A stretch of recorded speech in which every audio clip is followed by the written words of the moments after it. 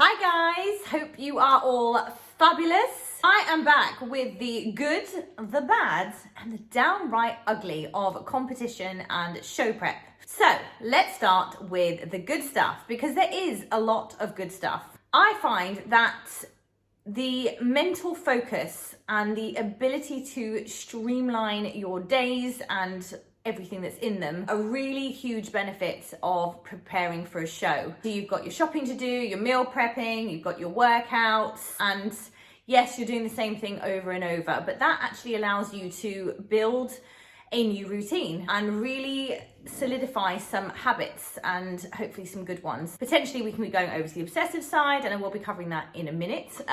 But generally, I think it's a really, really good thing because quite often a lot of us procrastinate about things. A lot of us fill our lives with stuff that we don't really need to be doing, that we actually don't want to be doing. So what it does is it really allows you to push out all that crap because you don't have time for it, and just really streamline your days and all the activities in them. So I think that's a really, really huge benefit of preparing for a show. It's like a declutter of your days or declutter of your lifestyle. Increased neat activity. You will be doing steps and a lot of steps, which is really good because it gets you outdoors. Now, some people might choose to do it on the treadmill or the Stairmaster, but your step intake or step output, yes, that makes more sense.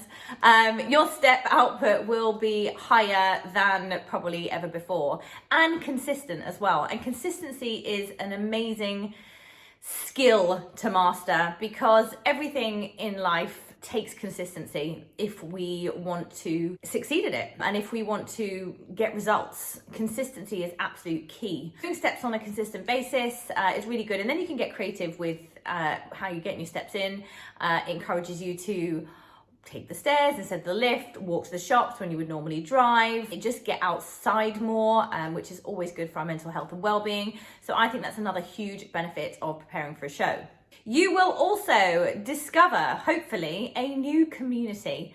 And that for me is what really pulled me in to compete again after my shows last year. I just absolutely loved the vibe on show day, all the girls backstage, all the guys backstage. It was just so lovely and such a welcoming community. And from the outside in, you might think it's the opposite. And it could be quite bitchy and quite isolating. But because the prep itself is very isolating, because you're doing a lot of stuff on your own, when you get to show day, like there's just that connection with you all because you've all been through the same stuff. So even though you've done it alone, like you've kind of done it, you've done it together, and that's just such a magical thing, and one of the things that really pulled me in. I just think, you know, people that put themselves through a hard prep, because it's not easy, are, you know, driven, motivated and inspiring people. And I always encourage everyone to be around driven, inspiring and motivating people as much as possible. So that is one of the huge benefits. And even on social media, if you hop onto whatever show you're doing, or, you know, just finding other competitors online, everyone's like super friendly. So you can just, you know, start chatting with people. Everyone's more than happy to give advice and to help. And if you're having any struggles along the way, then everybody's going through kind of the same stuff, or they've been there before and they can often help. So it does have a really nice, hearty community. And that's, yeah, another great benefit of prepping for a show and also doing show day itself, and then competing further on if you want to. On that note, you will work out very quickly who your friends are, because when you're not available to go out drinking and eating, if people aren't willing to go for walks with you or do other stuff, then it speaks volumes about what your friendship is based on and what that relationship is based on. So it's a real learning curve, and it can be quite uncomfortable at times, but it needs to be done. So going through a prep process allows you to recognize what should be in your life and what shouldn't. And I mentioned before about, you know, busying ourselves with stuff in the day. You know, some of that stuff doesn't need to be there. And also some of the people don't need to be there either. So that's a really great way of figuring that stuff out during prep.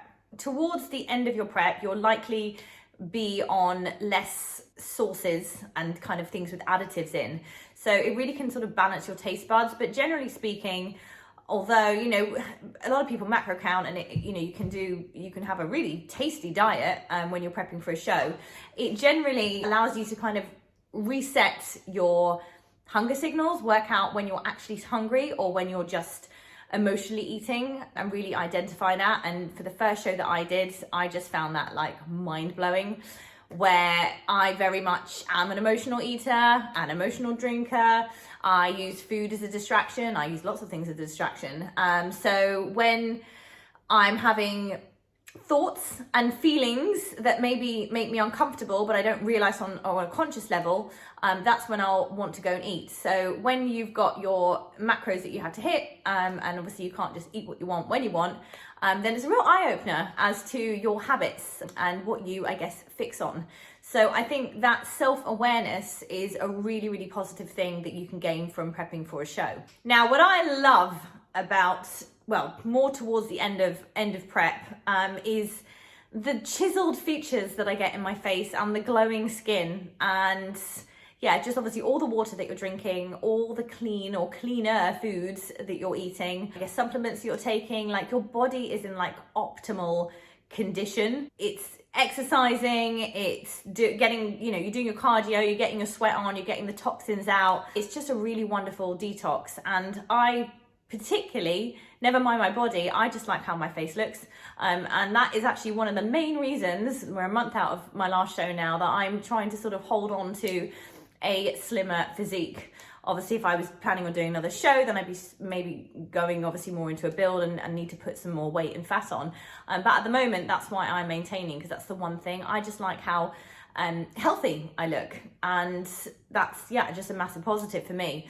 So that is one of the benefits: glowing skin and chiseled cheekbones and jawlines and things like that. Obviously, towards right near the show day, if you're going for quite a lean category, if you're in figure, then it actually doesn't look so great and you look like a drug addict. But generally speaking, like somewhere in the middle of prep and going towards the end, like you will just look so much better, and that's a massive confidence boost. And even the whole prep process itself, like, it's not easy. If it was easy, everybody would be doing it. Like, how many people are moaning that they can't lose a couple of pounds like every single day? It's a struggle for most people, and something that a lot of people can't get a handle on. And so it's really builds your confidence to do that process and to get the results, which you will for a show, because you've got this like big tangible goal at the end, holding you massively accountable. So I think it's a really great confidence builder, and it can obviously go the other way with weight gain and things like that, which I'll get to in a minute. But generally speaking, like, going through a prep process is super, super tough. You learn a lot about yourself as well, and that, you know, that breeds self-awareness, which breeds confidence in itself. And so as a confidence building activity, I think it's really, really wonderful. And finally, the little bit of magic about prepping for a show is that it really promotes self-love and self-care. So you do spend a fair bit of time on your own, doing your weight workouts, doing your cardio, getting your steps in, preparing your food. So on one hand, it can be quite isolating, although you should be super busy that you don't really have time to focus on that. But, you know, on the other hand, it really promotes spending time with yourself, which I don't feel a lot of us do enough these days, because, you know, we've got our phones on us, we've got a billion distractions, there's loads of opportunities of things to do. And, you know, carving out that time, or wanting to carve out that time to just sit with ourselves for a bit, process our thoughts, process our feelings, and just all of that, I don't think we do enough of. So the prep process itself, you know, encourages more time alone, more time to work on yourself, more time to be with yourself, more time to recognize, you know, what you're about, who you are, and really process stuff that's coming up for you, which is super, super important, because we're always stuffing our feelings down, or we're always distracting ourselves, and then nothing ever gets dealt with, and it's going to come up time and time again further down the line. So I think it's a really great process to promote self-love and self-care. And, you know, you think of different activities to do, like you have to make other things special, like nice relaxing bubble baths, and perhaps longer different walks in different locations. You know, you get creative with it, and I just think that is a massive, massive positive. Okay, Okay, let's move on to the bad stuff. And it's not super terrible, but it's just some of the things that aren't so great and aren't so positive. So towards the end of prep, you will be losing strength, and that is annoying because you still have to do your workouts and you find yourself just going through the motions. Now, personally, I have only just got my weight mojo back, and tomorrow I'll be 4 weeks out from the last show. And it's still not fully back, and my strength is not fully up there, although it's much better. But I've just really struggled with just getting that mojo for weightlifting because I can't lift as heavy as I could. And also I am doing a fair bit of cardio. That's a personal choice for me, only because I've been super busy with work, and it really helps my mindset and my productivity to get some like cardio done in the morning.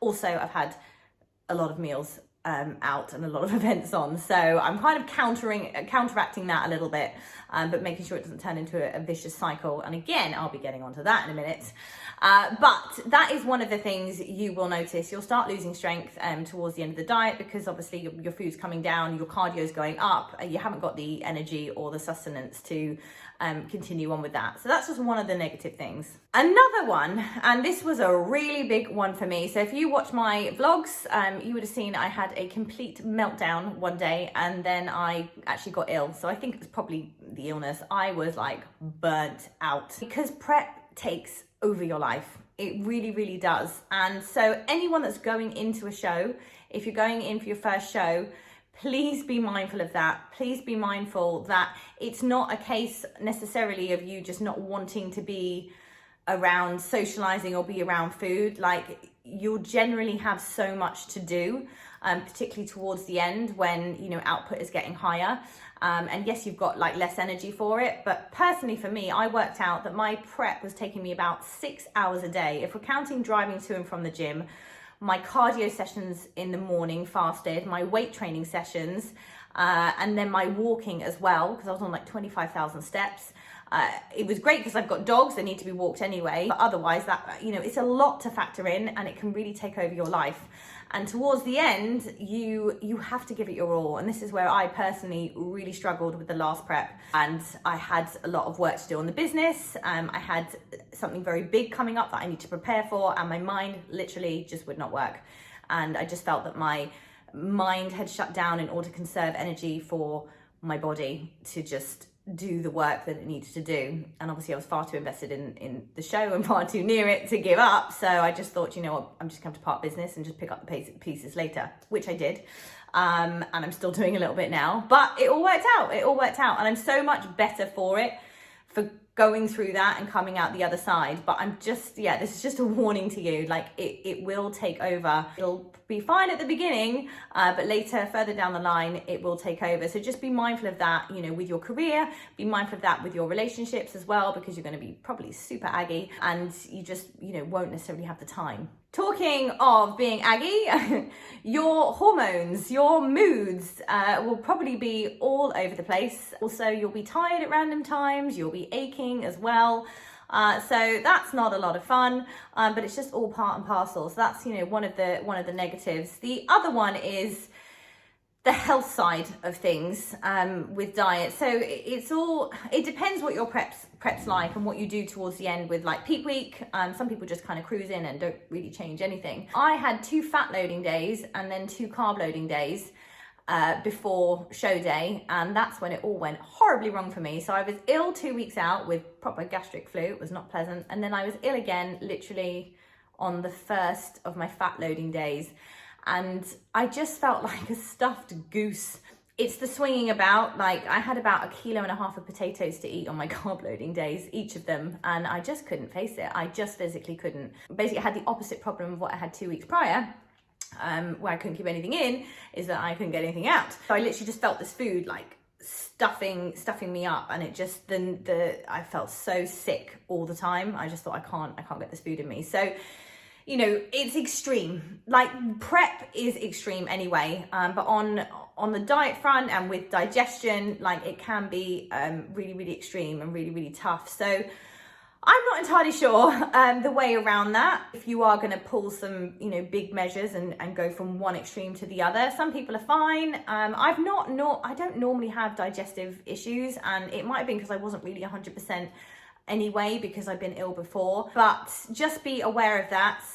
It's called Bucostem. It helped with the nausea, well, I picked up, but I know some people take Buscopan and other things like that can help with digestive issues.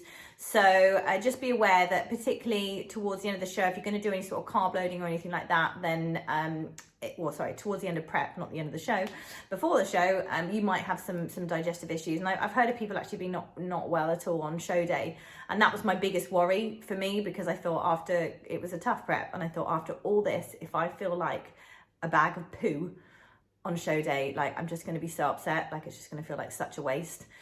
Thankfully, I didn't, and it was all good, and I had a great day.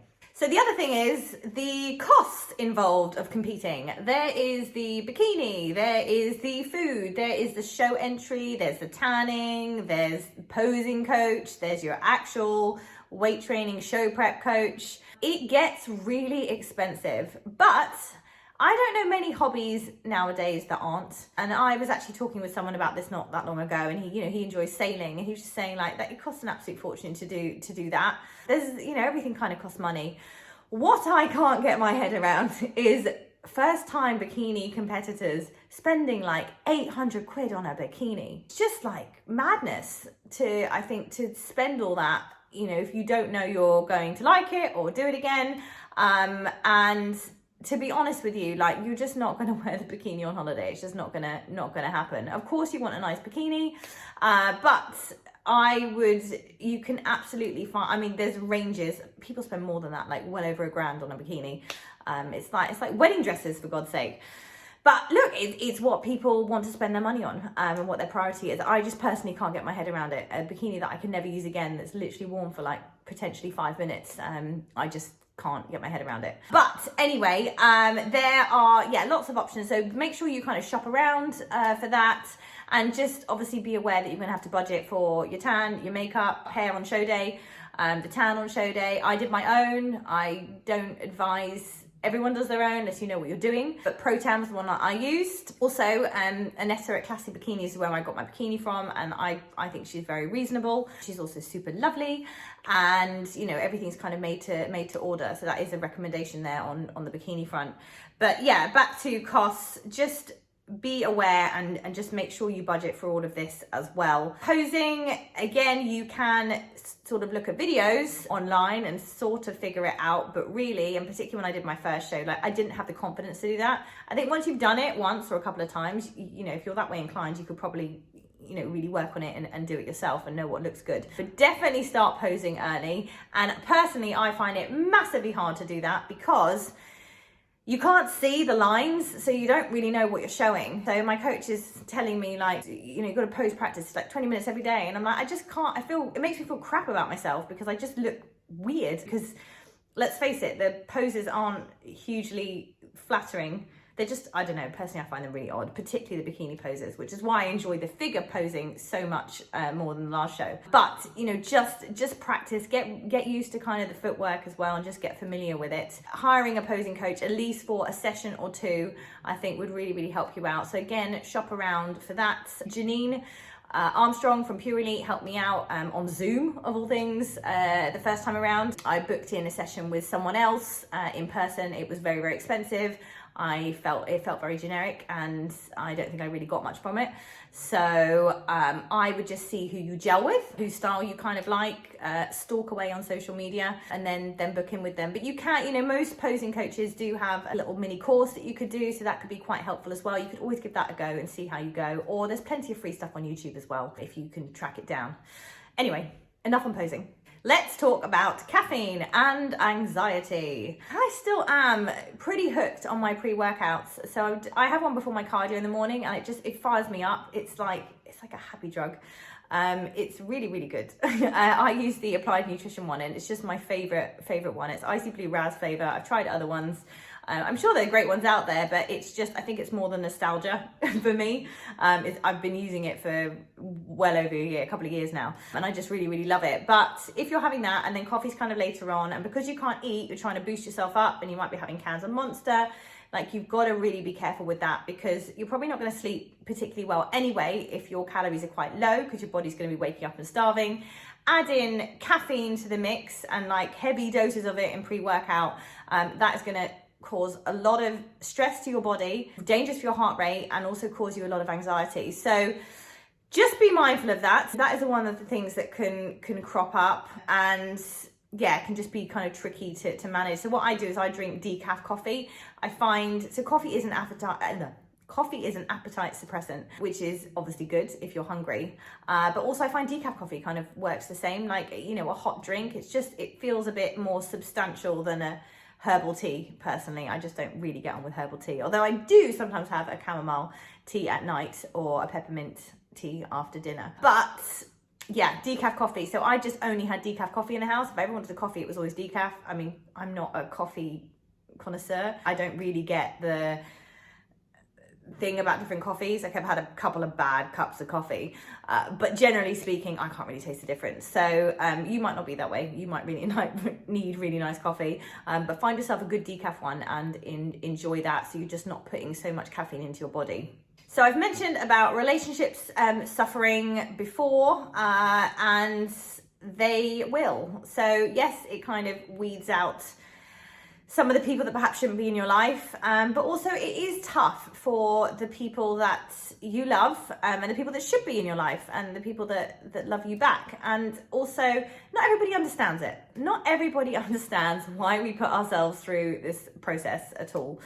And it can be tricky. So it can cause arguments. It can just cause a bit of friction. So I would say with that, put boundaries in place. Just also let everybody know what you're doing, so you don't have to deal with it when you're hangry and tired, kind of having to explain yourself. So if you just let everyone know that you're prepping for a show, you're going to be off grid, you know, you're available for walks.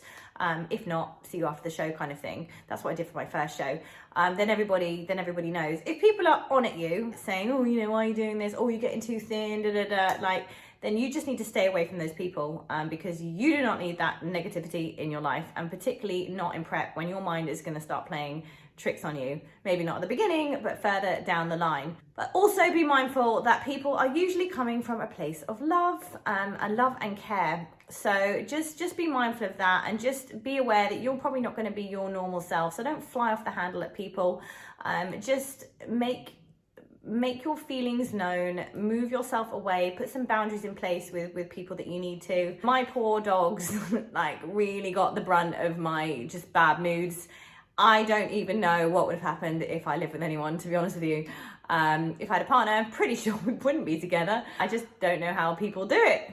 So, you know, in each other's space, it can be difficult. Generally though, like, I really do like my space, so I suffer on a normal day, let alone on prep. So yeah, just managing people's expectations is super important, and just being aware that it is gonna be, you can be the nicest person in the world, and you can forward think and plan for bad moods, you know, till the cows come home, but the chances are you will flip out at some point, and there will be rows and things like that. So just be mindful of that, because it does take its toll on relationships. And finally, addictive tendencies. So I kind of mentioned this a little bit earlier, but it's very easy for addictive tendencies to come into play. If you've got quite an addictive personality, this can really ramp up. You can get kind of really zoned in on your prep, and it can really kind of change your personality.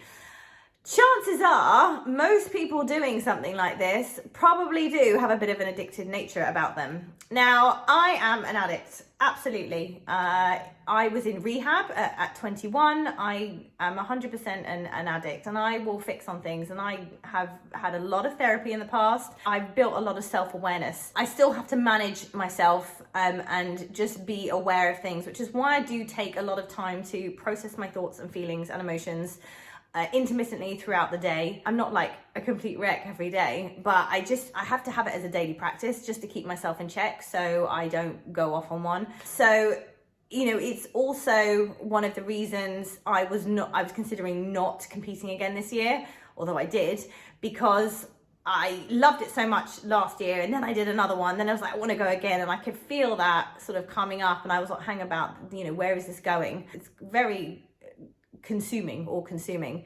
So, addictive tendencies will come up. This is absolutely kind of what's happened with the cardio that I'm doing now as well, although I have been tapering it down this week, so we're getting there. But, for me, one of the negatives is you kind of fall out of love with your training. Like, you've trained so much, you're like, I never want to go in the gym again. Most people never want to go on a Stairmaster again. For some reason, I just really enjoyed the Stairmaster, because at the beginning, when I started doing my cardio on the Stairmaster, I was being really productive with work, and it was great because when I sit at home and I've got things to do, like in the morning, and I'll sit in front of the computer, I'll be like, oh, I fancy a cup of tea, and I could do with like a biscuit or a corn cake or whatever.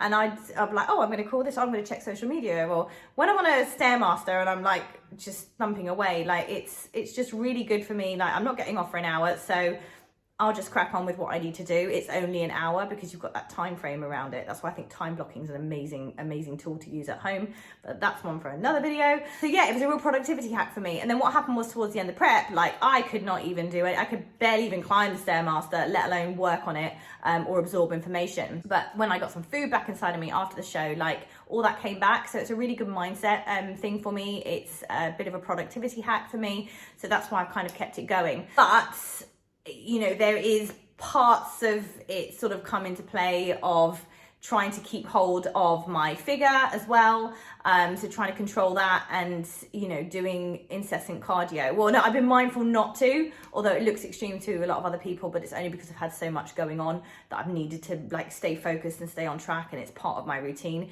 If you come off the show and you just let it all fall apart, you just feel like lost and not good. So that's why I've kept it in, but I am tapering cardio down. And now that my strength is coming back up, because if you carry on doing cardio like a mad woman, you're never going to get your strength back. You're never going to be able to do that, and chances are you're going to just ruin everything that you built. So it's, not a good long-term strategy, but on a short-term basis, it's really helped me out, actually. Let's move on to the ugly side. I've still not got my menstrual cycle back now. I lose it quite easily, to be honest with you. I've lost it in the past, even when I was quite young, and I used to go spinning and, body pump classes and body combat.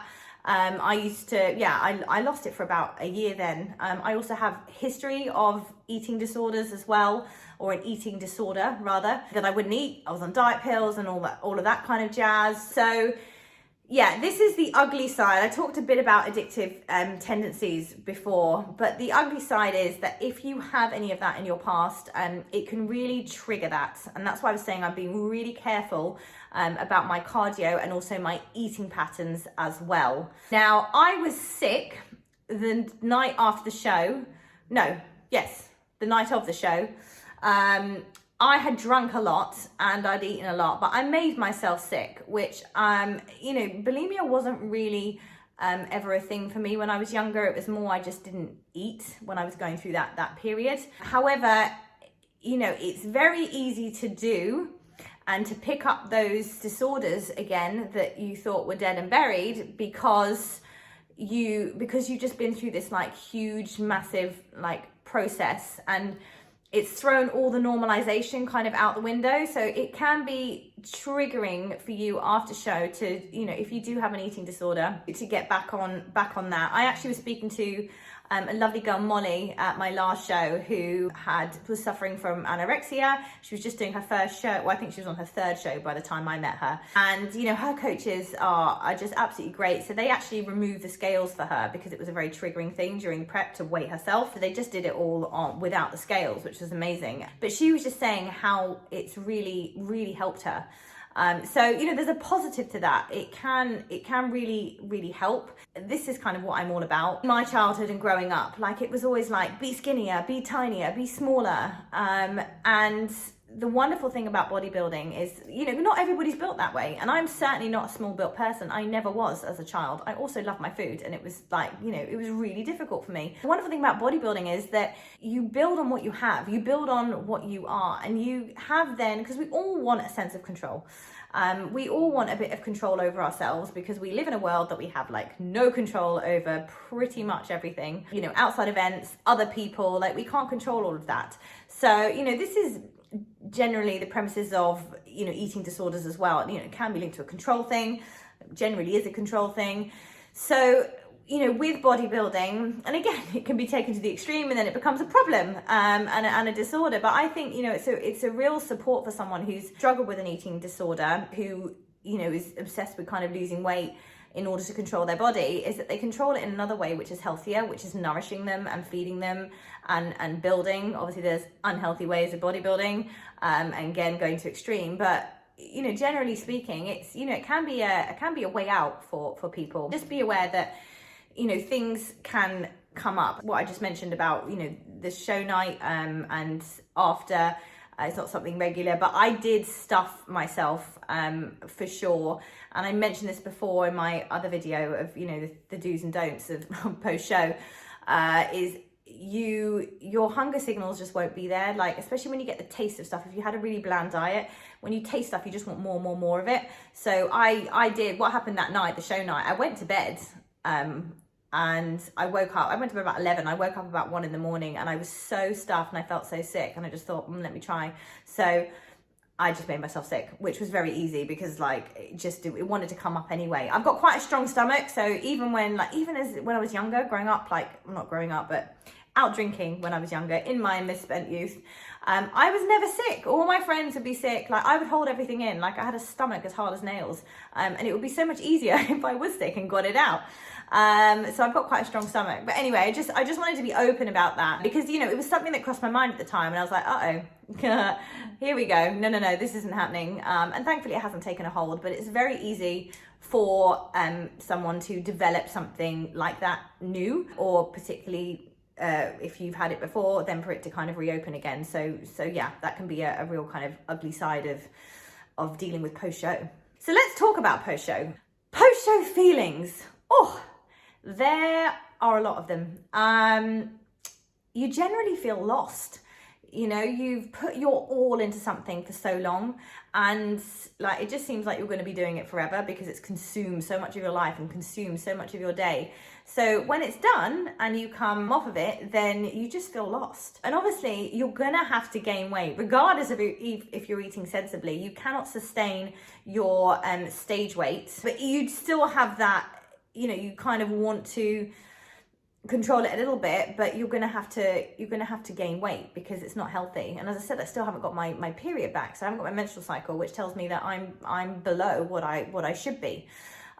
So yeah, dealing with that can be really hard. I would always advise that I guess I have quite a strong support network myself, and I am 100% available to anyone who ever wants to talk at any time, never mind if you're competing or not. If you're struggling, absolutely. But I've heard a few of the girls saying that they just felt that there isn't out there enough support after show day for people. It's kind of like, just get on with it. And all these feelings do come up. Yeah, you're feeling lost. You're not sure who you are. You've had this transformation. And I remember my first show, I was happy to prance around naked. I'm normally what's the word? I'm conscious. I'm self-conscious. There we go. That's the word. Because I did this drastic 7-week diet, and just completely the transformation in such a short space of time was insane. It was a crazy period. But backstage on show day, I was happily prancing around butt naked because I literally felt my body was a costume because it happened so fast. I hadn't actually caught up with myself. I just felt like I just rented a body. I was like, well, this isn't mine anyway, so I've got no reason to be conscious of it. Even a 12-week, 16-week process, it's such an intense period of time, and it's such a transformation that, yeah, your body just doesn't feel like your own. And you've made this transformation, and so you feel like, okay, well, maybe I am this person. But then when you have to gain weight again, it becomes really, really difficult, and you can have a bit of an identity crisis as well around that. So just, yeah, be mindful of that, kind of happening to you. Hormones are flying all over the place as well, which muck with obviously what you want to eat, when you want to eat, or how often you want to eat, but also with your moods as well. So it can stop you from being active, which you should, get up and kind of move. And then when you're not being active, then you just want to eat like crap. And then, it's a domino effect. So that's why I think it's really massively important to keep your routine in as much as possible. Not full-blown routine like you're on for the show. That is absolutely not, but taper it down slowly and just, work it around you. And I said this in my last video, but I just think it's so important because we are all different. I know coaches do like a reverse diet, but I'm not sure a lot of them, from what I've heard, from a mental side of things, I'm just not sure the support is always there. And that is super, super important. So if you're not getting it from your coach, if you have one, make sure you're speaking to someone, and you can come speak to me. You've got friends or family, or just, even people online. As I said earlier, there's a massive community in competing. Everyone, well, most people, I did hear actually that there was a bit of a bitchy show. I've never been to a bitchy show. I just find everyone really, really nice. But, I guess some federations are a bit like that.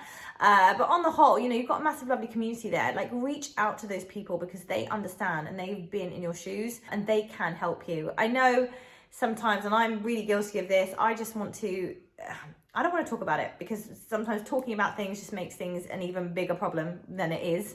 And I just think, well, what can anyone do anyway? But it is so good to talk. Or even if you want to be on your own, just write it. If you write stuff out, at least you're kind of getting it out of you, like getting it out of your head. And you can process thoughts and feelings so much better when it's written on paper. Post-show feelings are hard to deal with. Like, I was flat as a pancake day after show. I guess I was thankful that I had a lot of work things and a big event coming up, because that was like the next thing to aim for. And that's why I also said in my last video, like, find yourself another goal. It does not have to be as drastic as a bikini show, but find something else to focus on and find it fast. And ideally find it before you compete, so you've got a bit of a plan, because otherwise if you come off show and then you're now then trying to think of what to do next, like, you're not going to be the right mind for it. And finally, warped views and perceptions on things. That is definitely something that I think is really easy to happen because you've gone through this like incubator period of time where you've been living like so far removed from how you normally live. And yeah, and you get tunnel vision as well because you're so focused on the end goal that it can really sway your perspective on other things. And particularly if you've had to let other things go, potentially certain people in your life, work stuff's kind of fallen by the wayside. It can be a blessing and a curse. Sometimes having a break from those things, particularly if they've been, on autopilot for you, it actually allows your brain some rest and you can gain a better perspective. And that's actually really happened for me, but it was challenging going through it at the time. But it can just skew your perspective on things. It can give you warped views on how things should be. Number one being how your body should look.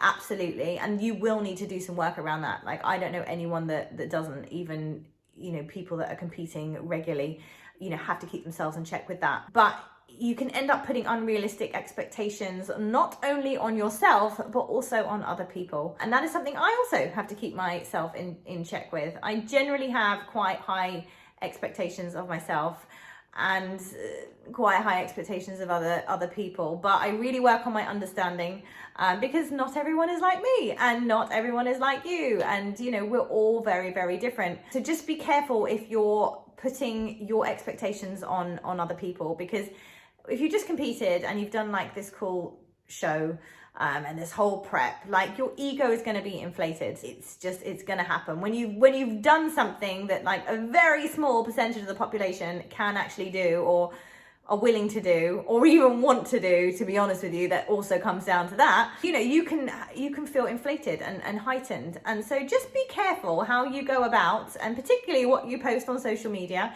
and how you behave with your friends. Just balance your expectations of other people and be kind to yourself. And I know I ended the last video on that. Like, just please be kind to yourself, and don't suddenly think just because you've done this thing, if this is your first time, that you have to do it again and again, or you have to be this person. You have changed and transformed, obviously not physically, I'm talking about mentally. Like, you can go back to the other things, or probably the best thing is, and I think you would have learned and discovered a lot more about yourself going through a prep process, and that is one of the main, like, number one reasons like I absolutely love doing show prep, is because of the self-discovery, the self-awareness, and the learning about myself. I just find it a really great process.